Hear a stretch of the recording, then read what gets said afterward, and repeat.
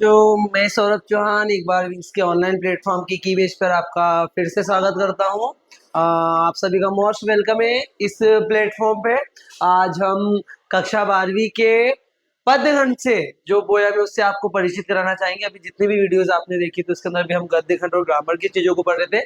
आज से हमने पद्य खंड को भी जो भी पोयम्स है, इंपॉर्टेंट पोयम्स है और क्वेश्चन आंसर है उसको पढ़ना स्टार्ट किया है। तो आज का हमारा जो पाठ है वो है छोटा मेरा खेत और दूसरा है बगुलों के पंख। बच्चों आप लोगों ने जो तैयारी की है, जो क्वेश्चन आप देख रहे हो उसमें आपने देखा होगा छोटा मेरा खेत जो पोयम है उसके अंदर से काफी सारे क्वेश्चंस ऐसे हैं जो पूछे गए हैं पिछले साल में भी और ऑब्जेक्टिव पूछे गए हैं। तो आज मैंने इस पोयम को सबसे पहले तो बोर्ड पे पूरा लिख दिया है कि जिससे मैं पोयम के हर एक शब्दों का आपको बहुत अच्छे से एक्सप्लेन कर पाऊँ विथ मीनिंग हर एक वर्ड का। देन उसके साथ जो क्वेश्चन आंसर है वो आपको समझा पाऊँ और साथ ही साथ ये समझा पाऊँ कि ये जो दोनों हम लोग हमारे को पैराग्राफ दिए हुए, पद्यांश दिए हुए, इनका हम संदर्भ प्रसंग कैसे कर सकते हैं। क्योंकि ये जो पोयम है इसमें संदर्भ प्रसंग व्याख्या पूछी जा सकती है, क्वेश्चन पूछे जा सकते हैं, छोटे बड़े दोनों क्वेश्चन आते हैं और इसी बेस पे आप लोगों को ऑब्जेक्टिव पूछे जा सकते हैं। तो आपका जो पहला ऑब्जेक्टिव बन सकता है उसके लिए मैं आपको सबसे पहले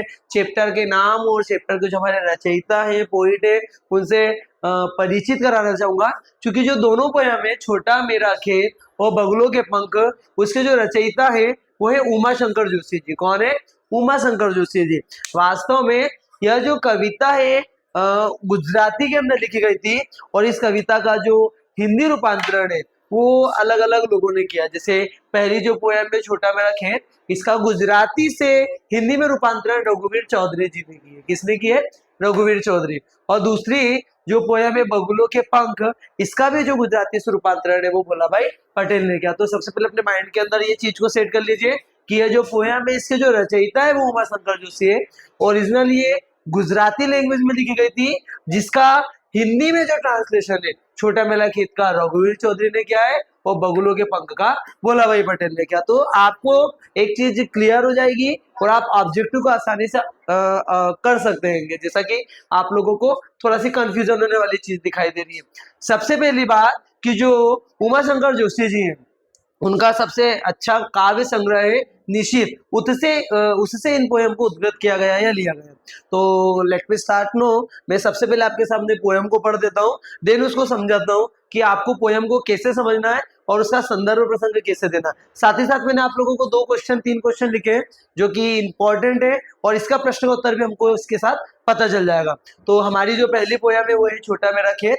यहाँ पर बताया गया है कि छोटा मेरा खेत चौकोना, कागज का एक पन्ना, कोई अंधड़ कहीं से आया, क्षण का बीज वहां बोया गया, कल्पना के रसायनों को पी, बीज गल गया निशेष, शब्द के अंकुर फूटे, पल्लव पुष्पों से नमित हुआ विशेष। अब यहाँ पर जो पहला वाला पैराग्राफ है, यहाँ पर जो उमा शंकर जोशी है या हम कहते हैं कि जो कवि है वो अपने आप को एक किसान की तरह मान रहे हैं। किसकी तरह मान रहे हैं?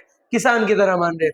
पोयम के पहले वाले पैराग्राफ के अंदर ये बताया गया है कि जिस प्रकार एक किसान खेती करता है तो खेती करने के लिए उसका स्वयं का होना बहुत जरूरी है, एक खेत का होना जरूरी है और वो किसान उस खेत के अंदर मिट्टी को जोतता है, बीजों को बोता है, उसको पानी देता है, देन फिर क्या होती है? फसलें लहराने लग जाती है। उसी प्रकार जो एक कवि होता है, ठीक है, वो क्या करता है? एक कविता की रचना करता है। अब यहाँ पे इन्होंने थोड़ी तुलना की है या हम कह सकते हैं दोनों को एक जैसा बताते हुए इस पोयम को क्या क्या है बताया। यहाँ पर जो कवि है वो कह रहे कि छोटा मेरा खेत चौकोना, कागज का एक पन्ना।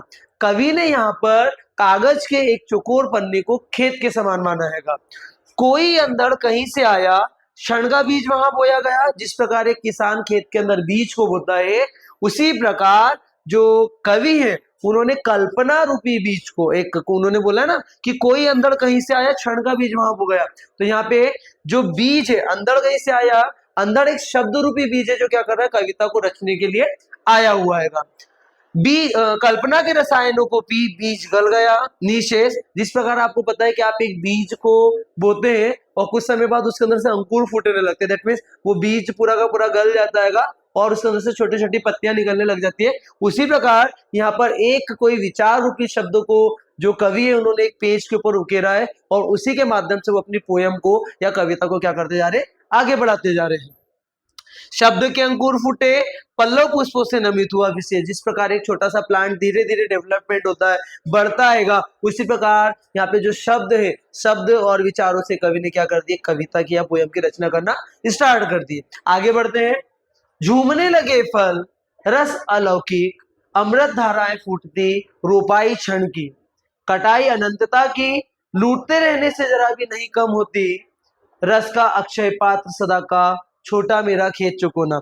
इस वाले पैराग्राफ के अंदर एक तो आपके लिए जो अक्षय पात्र है वो इंपॉर्टेंट वर्ड है जिसके ऊपर आपका क्वेश्चन बनता है, और दूसरे क्वेश्चंस भी बनते हैं। पहले हम इसका अर्थ समझ लेते हैं।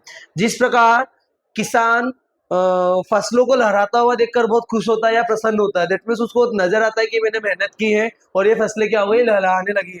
उसी प्रकार एक कवि जब अच्छे विचारों से, अच्छे शब्दों से क्या करता है, कविता की रचना करता है, तो उस कविता को, उस कविता के अर्थ को पढ़ने और समझाने के बाद वो भी क्या होता है, बहुत ज्यादा प्रसन्न होता है। तो सेकेंड वाले पैराग्राफ के अंदर ये बात बताई गई है कि जब फसलें लहराने लगती है, पूरी तैयार हो जाती है, उसी प्रकार जो कविता तैयार की गई है एक चौकोर पेज के ऊपर कवि के द्वारा, वो भी क्या हो गई है, पूरी हो चुकी है। और लूटते रहने से जरा भी नहीं होती कम। यहाँ पर ये जो पैराग्राफ है इसमें यह बताया गया है कि जो किसान है वो जब फसलों को उत्पन्न कर लेता है तो उनको काट लिया जाता है, तो डेफिनेटली फसलें कभी ना कभी नष्ट हो जाएंगी। जैसे हम उस अनाज को खा लेते हैं तो वापिस से फिर नए फसलों को उगाना पड़ता है। लेकिन यहाँ पे जो अक्षय पात्र बोला है वो कविता के संदर्भ में इसलिए बोला है क्योंकि जो कविता एक बार एक कागज के ऊपर उकेर दी गई है, लिख दी गई है, तो वो क्या है, कभी ना नष्ट होने वाली, क्योंकि उसको आने वाले समय में कोई भी व्यक्ति की द्वारा जब पढ़ा जाएगा, समझा जाएगा, तो उसका अर्थ जो है वो एज इट इज बना रहेगा। खाने पीने की वस्तुएं तो क्या हो सकती है, नष्ट हो सकती है, लेकिन जो कविता का वास्तव में जो अर्थ है वो कभी भी नष्ट होने वाला नहीं है। इसलिए यहाँ पर अक्षय पात्र शब्द यूज किया गया। अक्षय का मतलब कभी भी नष्ट या खत्म होने वाला नहीं। तो पोयम के अंदर से हमारे जो क्वेश्चन बनते हैं वो ये बनते हैं कि छोटे चौकोने खेत को कागज का पन्ना कहने में क्या अर्थ निहित है।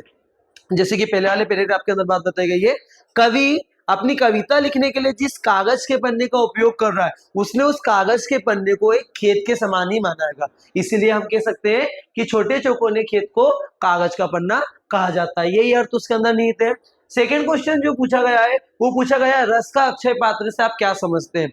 रस का अक्षय पात्र से तात्पर्य है कि हम यदि हमारे साहित्य की बात करें, हिंदी साहित्य की बात करें, उसके अंदर उत्पन्न जो भी पद्य है, जो भी कविताएं हैं, वो कभी भी उसका जो मीनिंग है, उसका जो अर्थ है, कभी भी नष्ट या खत्म होने वाला नहीं होता। वो पोयम के अंदर या कविता के अंदर भी हमको उमा शंकर जोशी ने यही बताया है कि जिस प्रकार फसलों का हम उपभोग कर सकते हैं, उसे खा के काट के नष्ट कर सकते हैं, लेकिन किसी भी पोयम का जो अर्थ है वो कभी भी खत्म होने वाला या नष्ट होने वाला नहीं होता। इसलिए रस का अक्षय पात्र वहां पर कहा गया है। थर्ड जो क्वेश्चन है कि रचना के संदर्भ में अंधड़ और बीज शब्द से क्या तात्पर्य है। तो रचना के संदर्भ में अंधड़ और बीज जो शब्द है, यहाँ पे बीज जो है वो एक ऐसा शब्द है जो एक कविता या काव्य की रचना कर रहा है, और अंधड़ का मतलब जैसे कहीं से भी आया। तो यहाँ पे जो कवि है उसके मन मस्तिष्क के अंदर जो विचार रूपी शब्द आए हैं, जो विचार रूपी शब्द है वो अंकुर बन के फूट रहे, जिससे कविता का निर्माण हो रहा, उनके संदर्भ में अंधड़ और बीज को उपयोग में लाया गया। दोस्तों, यदि आपको वीडियो अच्छा लगा हो तो आप इसे लाइक कीजिए, चैनल को सब्सक्राइब कीजिए और आगे की वीडियो को देखने के लिए बने रहिए मेरे साथ। धन्यवाद।